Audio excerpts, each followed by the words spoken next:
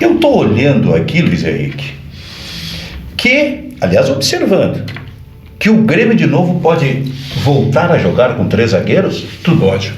Pode mesmo? Não, parece que o Renato tá a fim de dar uma mexida. Sim. Né? O Renato vai ter que, e é bom, né? Que ele encontre uma outra solução. Não sei se 3 zagueiros é a melhor solução, mas ele tá a fim de dar uma repaginada e parece que para dar mais segurança defensiva, né? Eu largo te provocando, porque daí tu fala um pouco, eu posso tomar o meu café e comer a bolachinha. Isso é sacanagem que eu faço contigo. Mas aí, pensando nos 3 zagueiros, eu penso o seguinte, certo? Ele está pensando no Rodrigo Eli, no Bruno Alves, no Kahneman. Não, aí que tá. Bruno Alves sobraria. Opa, como é que seria?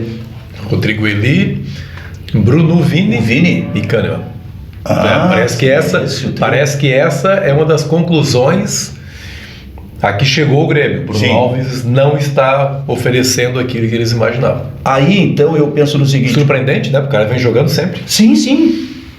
É surpresa mesmo. Tanto que quando eu estava pensando, é isso que ele está pensando. Ou então o Bruno Vini, mas sem o Rodrigo Eli. Ele está gostando desse Rodrigo Eli. Tá gostando. Tá aí, quase 1,90 m. Eu acho que é um bom zagueiro, uma boa capacidade de antecipação. Sim. Assim, né? Só que aí a gente vai para o meio campo. Como é que ele montaria esse meio campo? Porque eu pessoalmente sempre disse o seguinte. Aí tem outro cara que vai sobrar aí.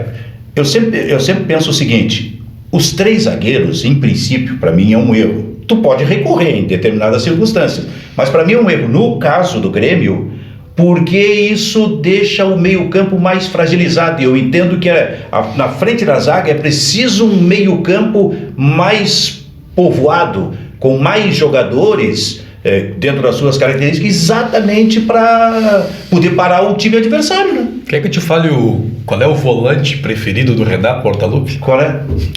Thiago Santos. Claro, não tá mais no Grêmio, mas o Renato... Aliás, não tá jogando, né? Não tá jogando. Não tem entrado. O Renato, aquela coisa do conservador, né? Às vezes Sim. ele consegue tirar essa capa aí, mas às vezes ela volta. E um dia, sem querer, alguém perguntou: escuta, você não sente falta às vezes de uma proteção maior na frente da área? Ele falou: tinha o Thiago Santos aí, mas falavam mal.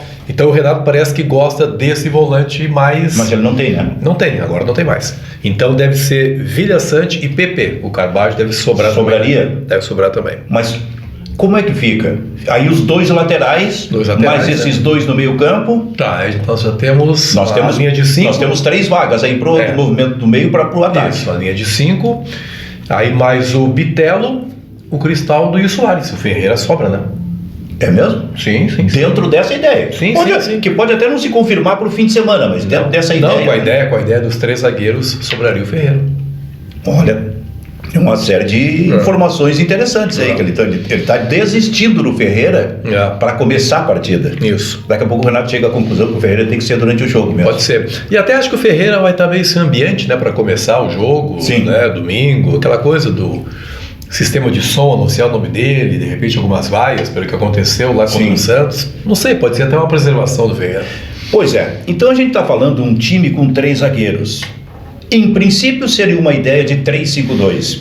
Claro que pode ser o 3-4-3, por exemplo. Mas em princípio uma ideia de 3-5-2 com o avanço dos laterais. Aí, quando eu penso em 3-5-2, um time com 3 zagueiros, isso me remete a 20 anos atrás, 21 anos atrás, 22, pro melhor 3-5-2 que o Grêmio teve, que foi o do Tite, campeão da Copa do Brasil. Sim. E foi uma coisa que o Tite também meio que colocou na base da emergência. Lembra que o Tite... Emergência e pressão. O Tite estava pressionado e sendo criticado. Exatamente. Houve uma derrota do Grêmio, acho que pro Vila Nova, lá de Minas, na Copa do Brasil. Lembro muito bem desse dia que o José Otávio Germano, que é o vice-futebol, depois do jogo, ele deu uma entrevista criticando o Tite. Sim. E o Tite, coitado, cara, recém-chegado do interior do estado, já naquela, mas ele era um cara muito convicto, né? Mas aí entendeu que precisaria e aí começou a montar esse modelo com 3 zagueiros. Sim, que deu certo e acabou campeão mundial. Campeão da Copa do... Falei campeão da Copa do Brasil. Em cima do Corinthians, do Luxemburgo, na melhor atuação que eu vi de um time numa decisão. Toda decisão para mim é trancada. Foi um banho de bola, né? Mas naquela foi no Morumbi, O Grêmio tinha empatado com 2-2 aqui em Porto Alegre, no Morumbi 3-1 ao natural, dominando do início ao fim. Exato. Foi um passeio do Grêmio. Exato. No 3-5-2, né, gente? Exatamente, 3-5-2. Que tinha o Roger Machado, ele estava voltando. Ele só jogou a última partida. Exatamente, ele acho que entrou. Isso. O Mauro Galvão, não tinha vaga nesse time também, né? Não, acontece o seguinte, ó, o Roger passou... o Polga era improvisado. O Roger passou o tempo todo machucado. Então os três zagueiros eram Marinho, Anderson Polga e Mauro Galvão. Mauro Galvão, isso. Tá? Aí no último jogo, o Eduardo Costa, que era o primeiro volante, foi expulso. O Polga, que era volante, saiu da zaga, foi jogar no meio campo e o Roger entrou pelo lado esquerdo nessa linha de três zagueiros. E aí o Grêmio, que já vinha bem, jogou muito realmente naquela decisão. Foi um negócio impressionante e às vezes eu fico lembrando, rapaz, e vou lá no YouTube, vou na internet, para ver um gol que foi uma obra-prima.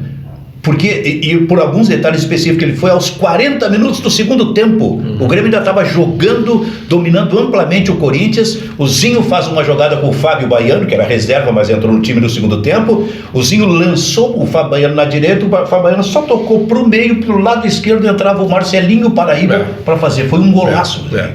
Um golaço parecido com um que o Grêmio marcou contra o River Plate lá em Buenos Aires. Sim. E isso aí está no YouTube também. E é importante que as pessoas procurem a narração argentina para esse gol. É mesmo? Os caras emocionados até, porque sabe que o narrador argentino ele é muito bom. Eles têm expressões que não são até quase que literárias para descrever um jogo, e é uma coisa maravilhosa a descrição, a narração argentina para esse gol, que parecido com esse gol aí do Morumbi. Pois é, então a gente falou sobre isso, o melhor 3-5-2 do Grêmio, da história, na minha opinião, porque, aliás, base também para a seleção campeã mundial um ano depois, 2002, que tinha o Lúcio, o Roque Júnior e o Edmilson que entrou no time. É que o 3-5-2, ele... até então ele não era muito frequente no Brasil, não. Lembra do Lazzaroni na Copa de 90 na Itália? Exatamente. Tinha um modelo assim também.